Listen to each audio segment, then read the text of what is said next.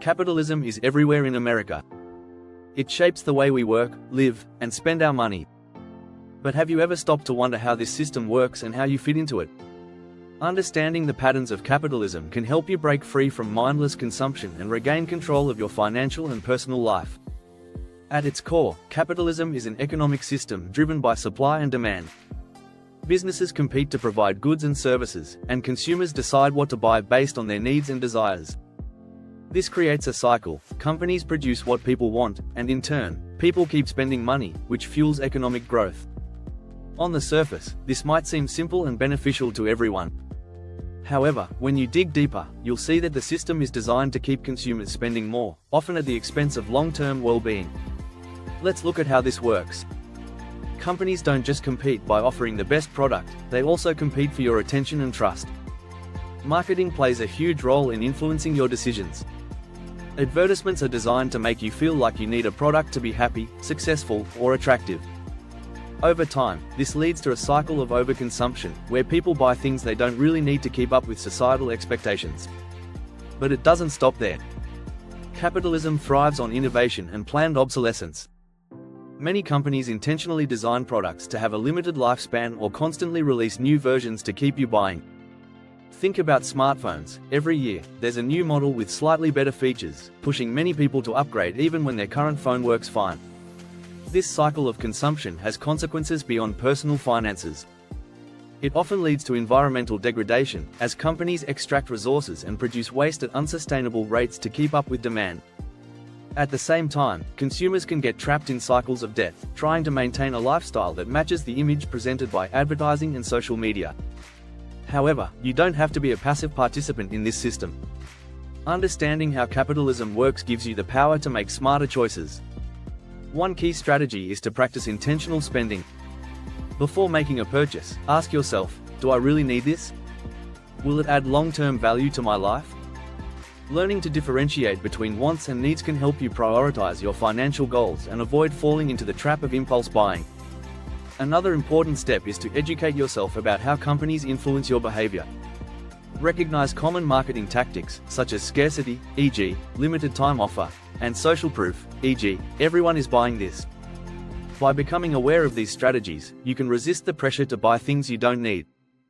Budgeting and saving are also crucial tools for navigating a capitalist economy. Companies are constantly trying to get your money, but by creating a financial plan, you can take control of where your money goes. This doesn't mean you have to deprive yourself of enjoyment. Instead, it's about aligning your spending with your values. For example, you might choose to spend less on material possessions and invest more in experiences, education, or your future security. Let's also talk about debt. In a capitalist system, credit can be both a tool and a trap. Credit cards, loans, and payment plans make it easy to spend money you don't have. While responsible use of credit can help you build wealth and access opportunities, excessive debt can become a major burden. To break free from debt cycles, focus on paying down high-interest debts and avoid borrowing for things that don't provide long-term value. It's also important to consider the bigger picture. Capitalism isn't inherently good or bad, it's a system. How it affects you depends largely on how you interact with it. Some people thrive by starting businesses or investing in assets, while others struggle to keep up with rising costs of living. Understanding these patterns can help you find ways to work within the system instead of being controlled by it. For example, investing is a way to make capitalism work for you. By putting your money into stocks, real estate, or other income-generating assets, you can benefit from the growth created by the system. This is why financial literacy is so important. Without it, many people remain stuck as consumers rather than wealth builders. But there's another layer to this conversation: systemic inequality. While capitalism promotes competition and innovation, it can also concentrate wealth and power in the hands of a few. Large corporations often have significant influence over government policies, labor markets, and consumer rights. As a result, many people feel that the system is rigged against them. This is why movements for worker rights, environmental protection, and fair trade exist, to push for a more balanced and equitable system. As a consumer, you have more influence than you might think.